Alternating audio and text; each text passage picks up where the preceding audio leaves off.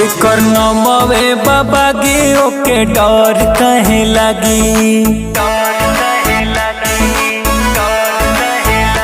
जेकर नमवे बाबा गियो के डर कहे लगी। पूरा देशवा के होवे सरताज बलिया।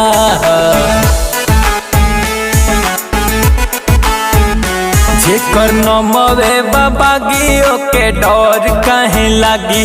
पूरा देशवा के होवे सरताज बलिया। जे भी अखिया देखावे अपन खतरे बढ़ावे।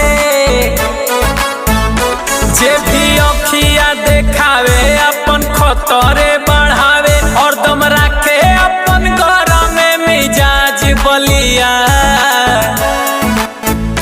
जेकर नमवे बाबा गियो के डर कहे लगी। पूरा देशवा के होवे सरताज बलिया।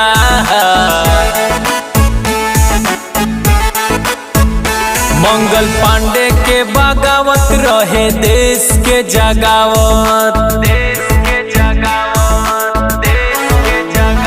मंगल पांडे के बगावत रहे देश के जगावत। कैलाश गोरन से आजादी के आगाज बलिया। सन 57 के क्रांति बहे लागल बन के आंधी।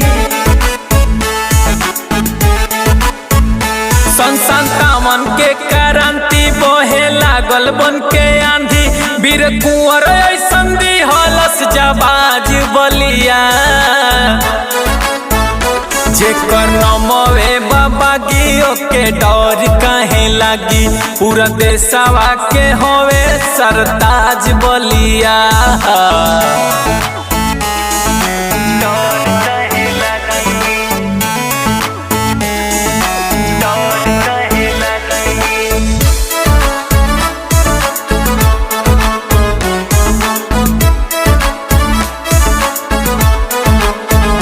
भृगु बाबा के जयकारा गुजते बदले नजारा।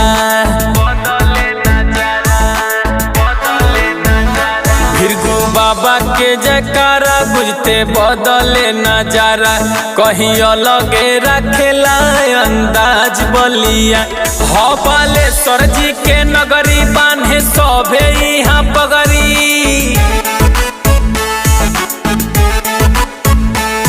बालेश्वर जी के नगरी बांधे सभे यहाँ पगड़ी। इ त शुरुए से होवे रंगबाज बलिया। जेकर नमवे बाबा गियो के डर कहे लगी। पूरा देशवा के होवे सरताज बलिया।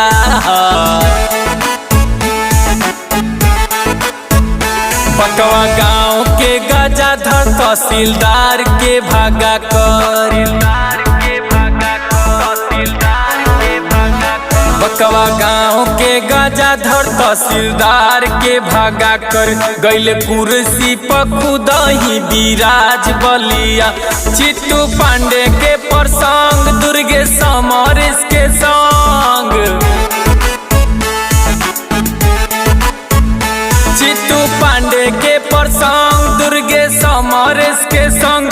गावे झूमी झूमी एक साथे आज बलिया। जेकर नमवे बाबा गियो के डर कहे लगी। पूरा देशवा के होवे सरताज बलिया।